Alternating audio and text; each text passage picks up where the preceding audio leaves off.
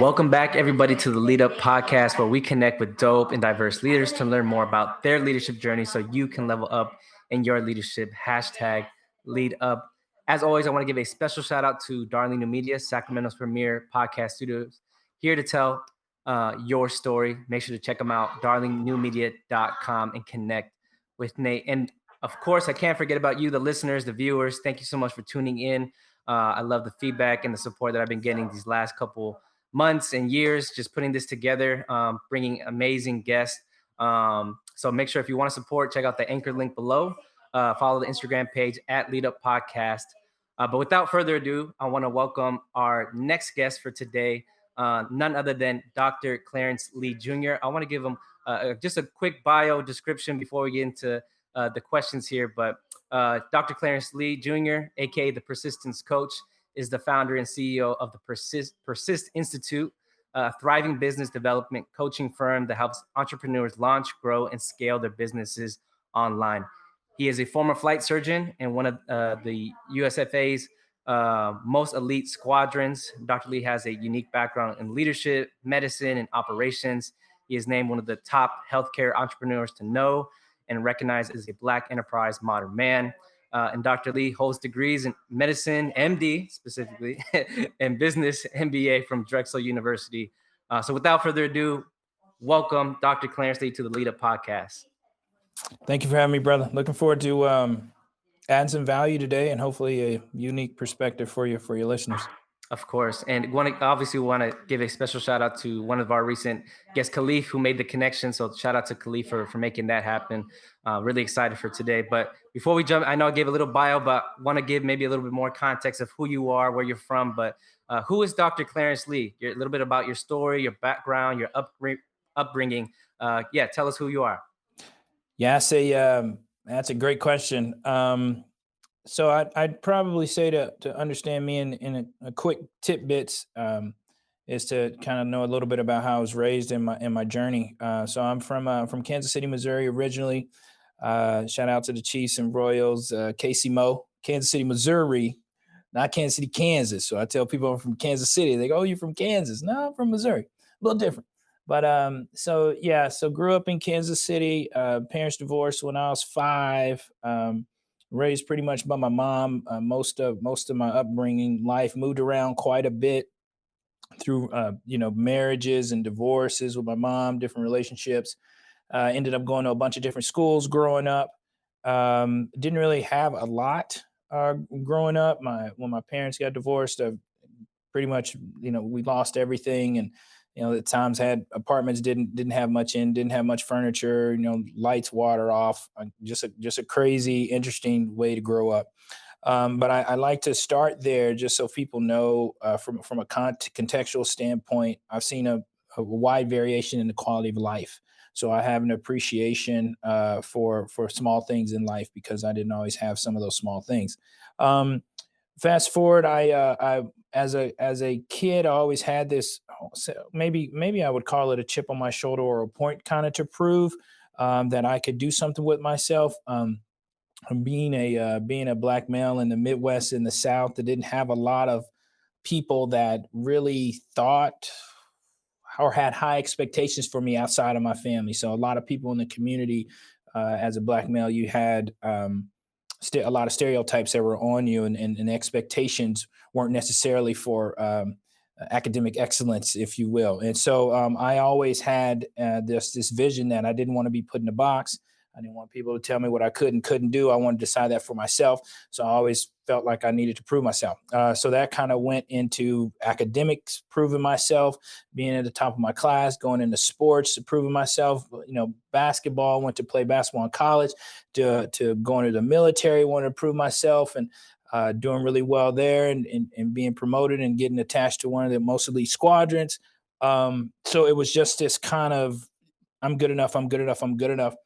And that kind of drove me to do many, many things in my life.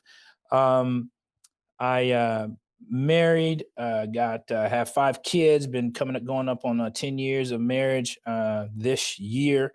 Right now, I think probably after medical school, I started to have a shift in my priorities. Once I started to have kids and a family, I really began to think about, my leadership journey, and how I was leading my family. And that shift in priorities really began to influence a lot of my decisions. Jobs I take, how much I'm on the road, um, opportunities that I entertained, all of these things kind of shifted to make kind of my number one priority always be the priority. And so that kind of led me to go into entrepreneurship, want more control, authority in my life, make decisions, autonomy, things like that. So that led me to build businesses, build Exhort Health, which is my urgent care Ahmed practice. And so that's where I'm at now. For me, the biggest piece for me is leadership in my family, is really creating legacy and ownership and being able to pass things on to the next generation. That's amazing. And one of the first things, as I not only reading through your bios and looking through some of the videos that you've already put out in terms of your business and the message that you're trying to share with people, is kind of like this first question, like, how do you create so much capacity, right, to do all the things that you want to do? I know for some people, they're just trying to get started on the first thing, but for others that maybe have started a business or, they want to add to that, right? They're like thinking, wait, this guy got 5 kids, multiple businesses, right? And he's making time for a podcast. Like, how does he do it all? Like, what are you sharing, or what are you doing exactly to create that capacity for yourself?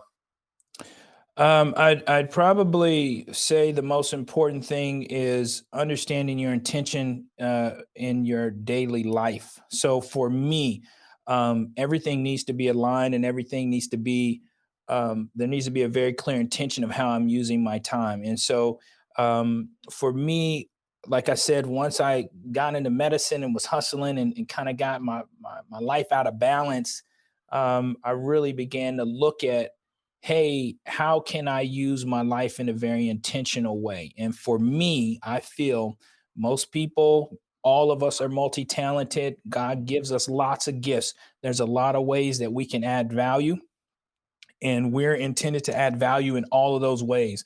Many people say, "Oh, what do you do?" Well, you really want to know what I do? I do. Yeah. So many times when people answer that question, "What do I do?" It's more their professional kind of title. Mhm. For me, what do I do? It's really about my passion and intention. What do I feel like my purpose is on this earth? And that is what you see in all the things that I do. There's a common theme in all the things I do, and that is encouraging people. I'm an encourager. That's what I feel like I'm on this earth to do. So every role, every capacity, everything, I'm going to encourage people on this podcast right now. Yeah. Everything is going to be aligned with what I feel like I'm here to do. And so I would say my first encouragement to someone that's trying to say, how do I build this capacity in my life? I would say, do one thing at a time, Mhm. but don't only do one thing. Mhm. Okay. So I did medical school. When I was in medical school, all I did was medical school. I was not writing books. I was not speaking. I was not building a business. I was in medical school. Well, after medical school, I said, well, hey, I want to go to business school. Then I did business school. Yeah. Right. And then after I was like, I kind of want to build a business, Yeah. so then I built my first business, so it's really easy to see someone that has a lot going on once they have a lot going on, Yeah. right? It's real easy to say, oh, are they doing all this? They're doing all this. Yes, but I did one thing at a time. I Mhm. built the systems one thing at a time. So that would be my practical advice is you have all these things you want to do. Even when I'm working with a coaching client, everybody's got all these ideas. Most entrepreneurs have tons of ideas. Okay, cool. You want to do 50 things? No problem. No problem. No problem. Right. We're going to make some progress. We're going to do 1, 2, 3, 4. We're going to get to 50 done, but we're going to do them one Mm. at a time. That's awesome. And just to kind of get at you on like this, the coaching kind of feel now, like for someone that is listening, they have that business idea, but they haven't taken that first step. What are you telling this person? Even, or let's even backtrack to a little bit. Like, how do you define what a business is? Because I know even now today, years ago, I had this perception of what a business was. Like, I'm not a business person, I'm not a businessman. But nowadays, to the access that we have technology wise and the things that we can do, right, that exist today, there's so many things we can do at our disposal just from this thing right here, right? Yes. And Yes. so I'm curious again, maybe two-part question. how do you define a business? And then the second part is, how can folks take that first step to maybe launching or taking those steps for their business? So I would just define a business as being able to add value. So something that is adding value in the world in exchange for a currency.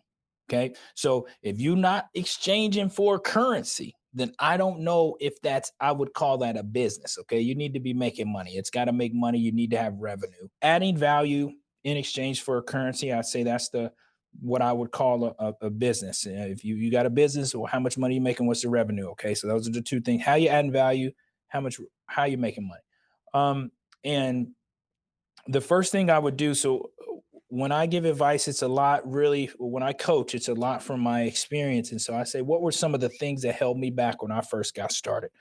Well, one of the things that held me back when I first got started was not making any offers. I wasn't offering. I wasn't making the offer. Okay. So my first thing I would encourage people, go try to make the offer now. Okay. Don't wait till you got the best website. Don't wait until you got this. Don't wait until you got that. There's always these reasons to delay, delay, delay. Well, what are you delaying for? Well, you're scared to make the offer. Okay. Well, go ahead and start making the offer right now. What are you offering? You want to do coaching? Okay. Let's get some intake calls. Let's make some offers right now. Okay. What you want? You want to go, you want to do some speaking? You want to start speaking business? Okay. Let's go ahead and start getting some offers in right now so we can get it rolling. So that would be my advice and encouragement, is to go ahead and get started. Many people think they don't have enough. I need something else. I need more credentials. I need more time, better website, better headshot, better. I mean, it doesn't stop. I have coached so many people. But one of the terms I like, and it used to be popular, I don't know most people say it, but I want the folks that are about that action. Mm-hmm. Okay, let's take some action. Yeah. And that's the best thing I can encourage somebody to do. Get started taking action and making offers today. Don't wait. Yeah. Man, make sure if you're listening, watching this, you're writing this down, replay this a couple times, right? Action. And speaking of business, I would love to talk more about your business, your Persist Institute. Yeah. Talk to me about, how that came to be. What's the message? What are the services that you're trying to offer, right, to the Yeah. world, right, with Persist Institute? Yeah, so Persist Institute really came out of my central message in one of my books, my second book called Persist. So when I first went into my first business that I built was a speaking business. It was kind of packaging my message and selling my message, or offering my message for a fee. And then from there, people start asking, well, yeah, you can only speak to a certain amount of people. How about you make a product, And I'm like, oh, okay, well, maybe I can write a book. And as I spoke and I wrote more and more, I really started to hone in on my message. And that's one of the things a lot of speakers, or if you're an influencer, over time, as you share and share, you're going to see a centralized theme that keeps coming out. And for me, it was a persistence. And so one of the stories I tell about my life is me having to apply to medical school for 5 years in a row, applying over 500 times, getting rejected from pretty much every medical school in the country for 4 years straight. And that's one of the things that I tell. And a lot of people were really interested in, wow, how did you just keep going? And I'm like, okay, well, let me share these concepts. And so Persist Institute is really kind of my online mentoring, kind of mastermind coaching program that comes out of that. So this is me, where I'm adding value via video to a group and teaching them really the concepts of persistence and how to build resilience in your life. So that's how, Persist Institute was kind of birthed. It was me of, identifying a new way to package my message and add value in a different form. And so, yeah, that's what Persist Institute is. It's kind of morphed over time now. Most of the coaching that I do now is with physicians, other physician entrepreneurs. But Persist Institute is really for anyone that's really trying to build resilience in their life, overcome obstacles, and get tools in the tool belt to be able to keep going.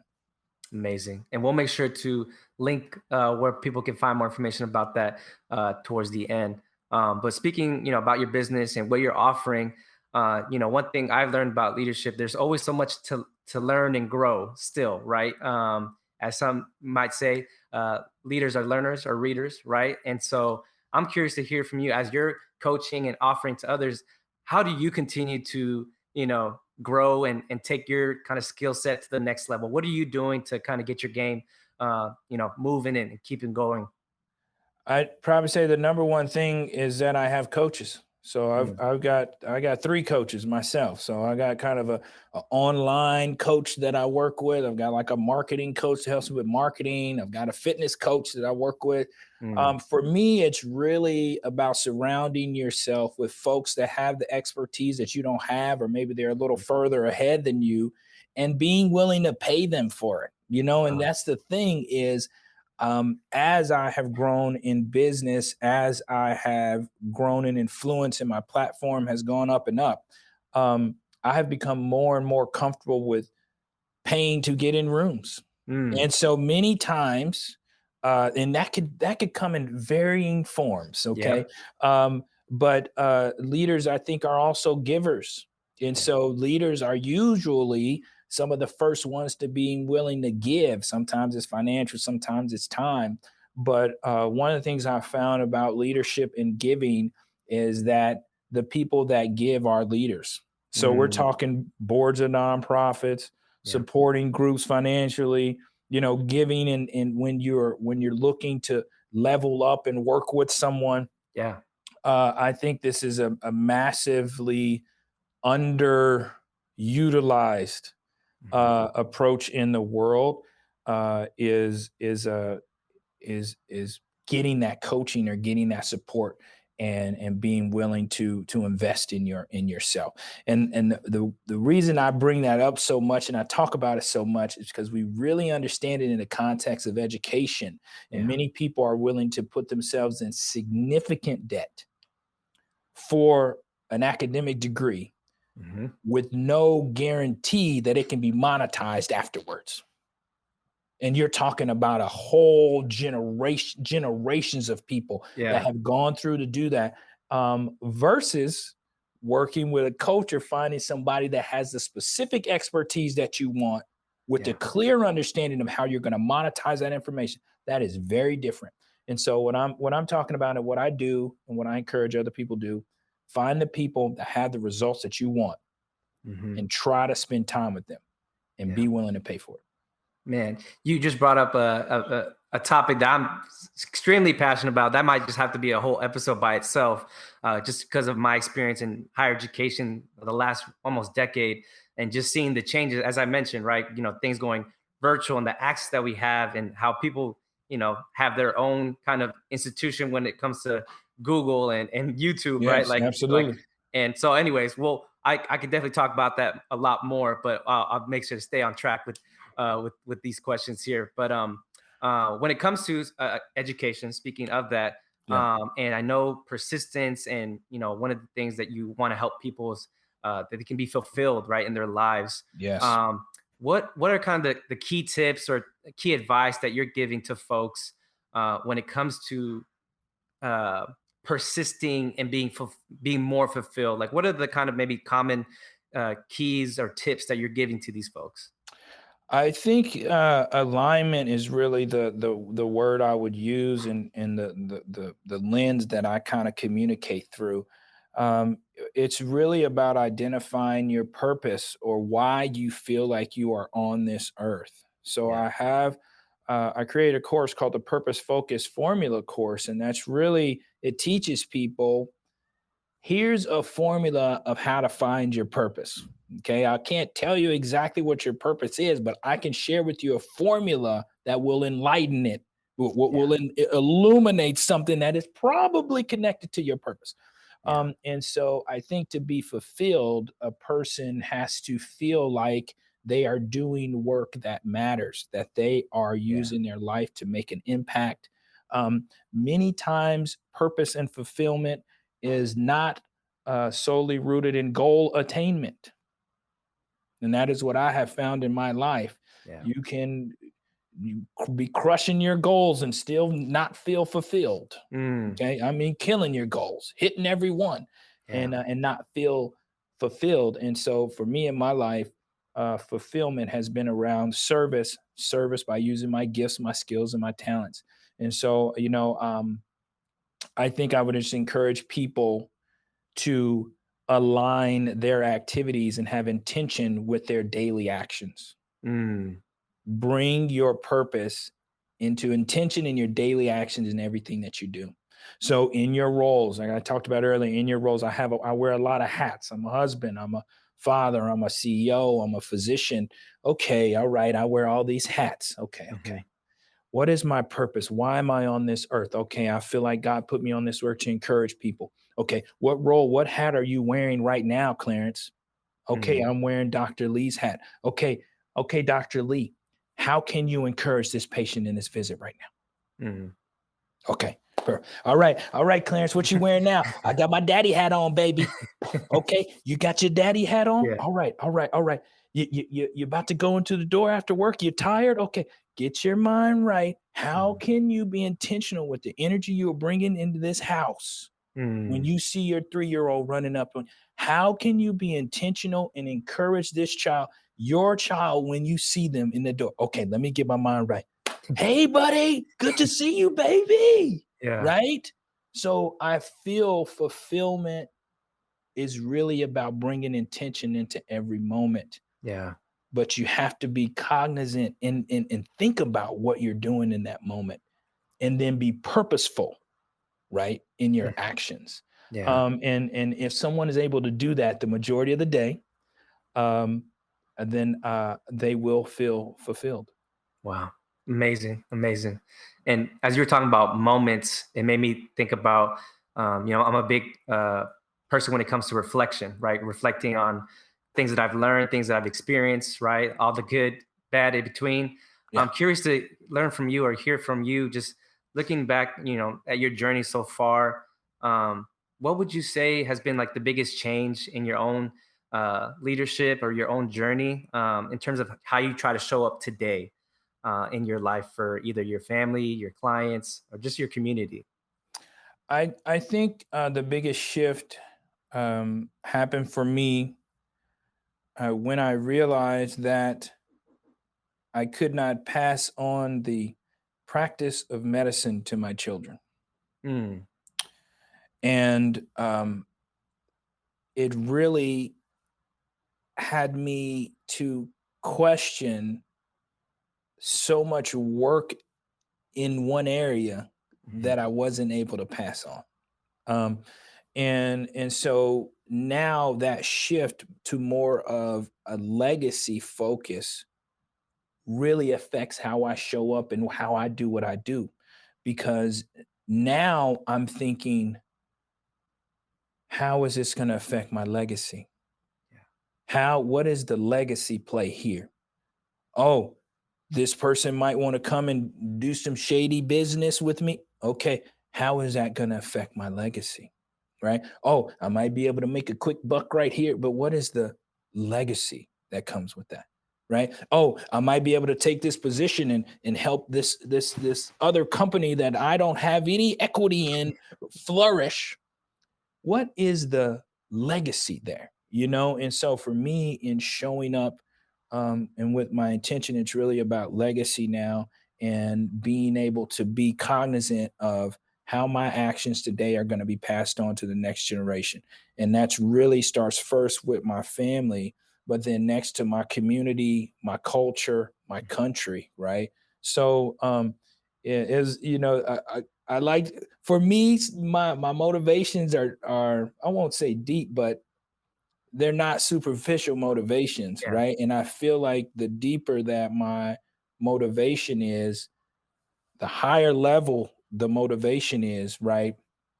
The the more confident mhm, I am in what I'm doing, yeah, right? Because it's a high level intention or a high level consciousness that I'm aligned with.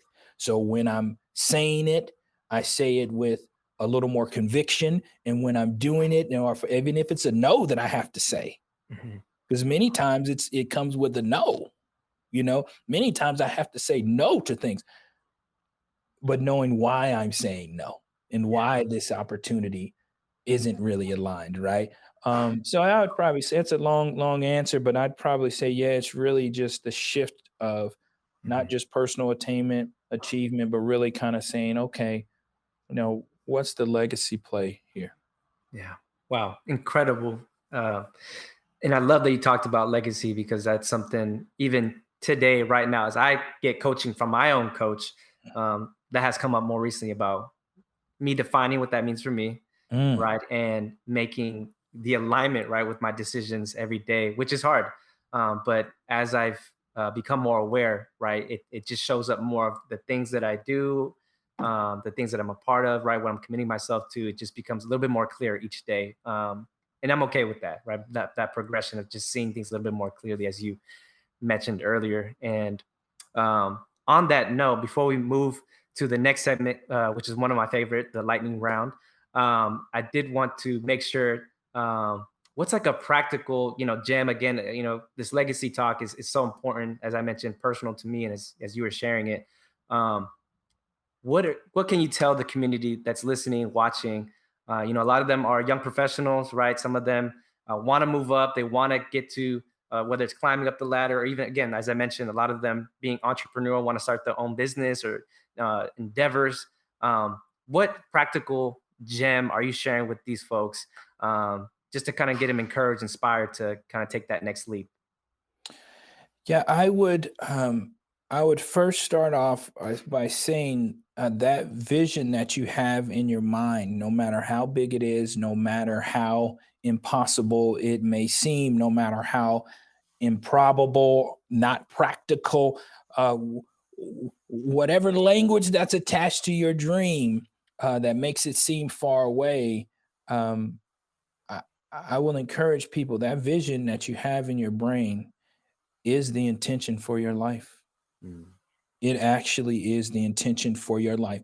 You may not have the A through Z steps on how you're going to get there, but let me tell you, I want to encourage you what you see in your brain is the intention for your life. No question that. Full stop, no go. That is the intention for your life. Now, if we're on the same page there, I need you to be moving toward that a baby step every single day.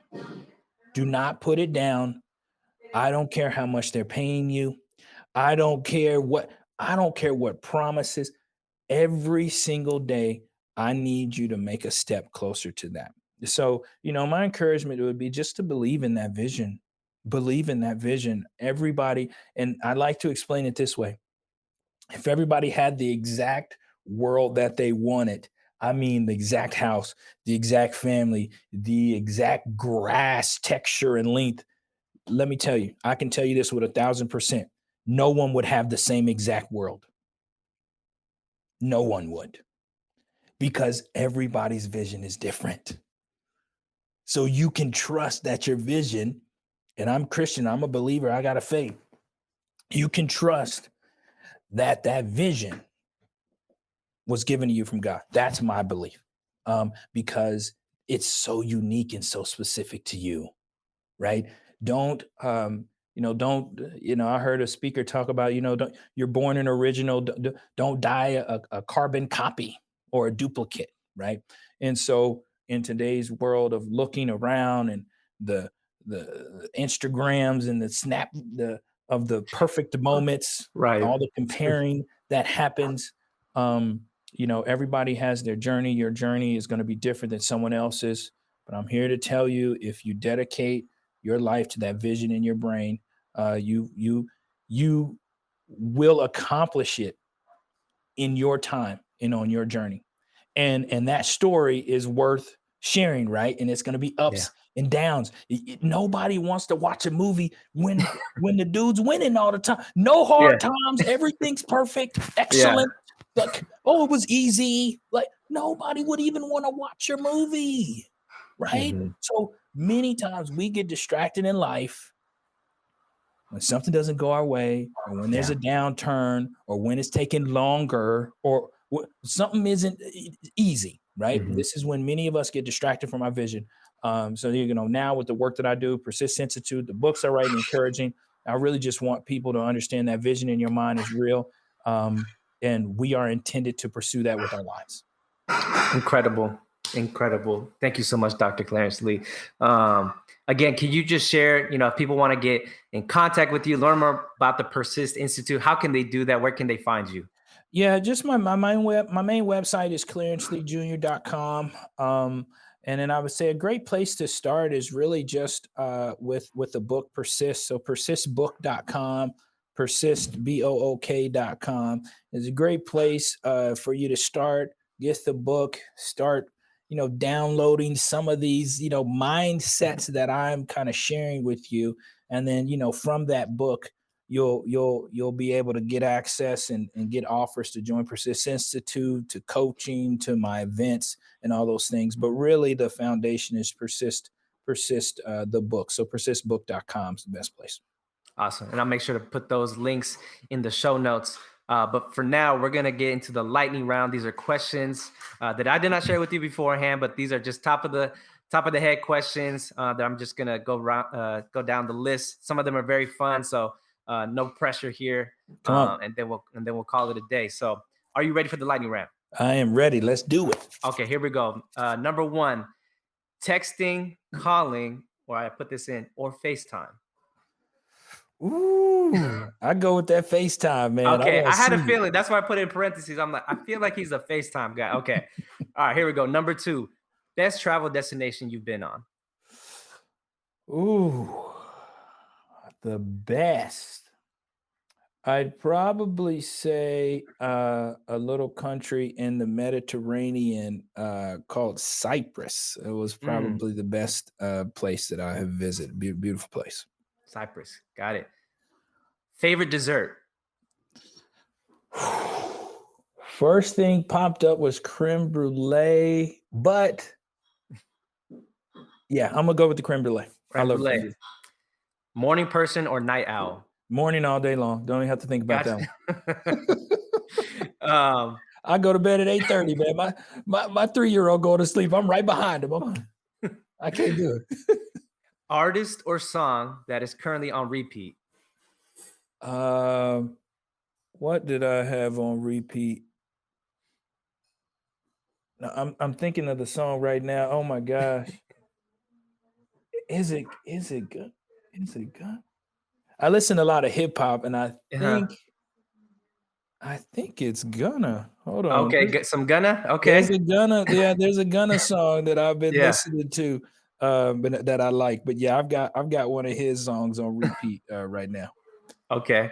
And going on the same thread of music, if you had to do one karaoke song to save your life, it would be what? This is for your life, Dr. Clarence. Oh man. There's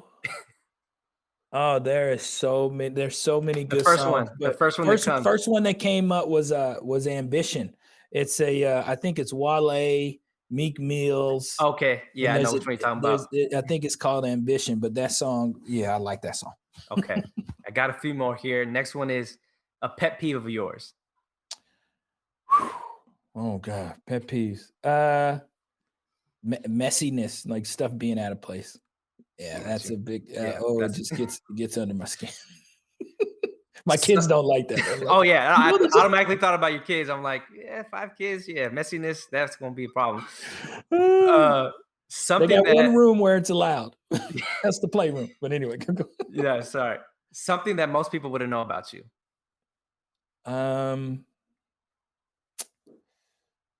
I would probably say that I have to encourage myself.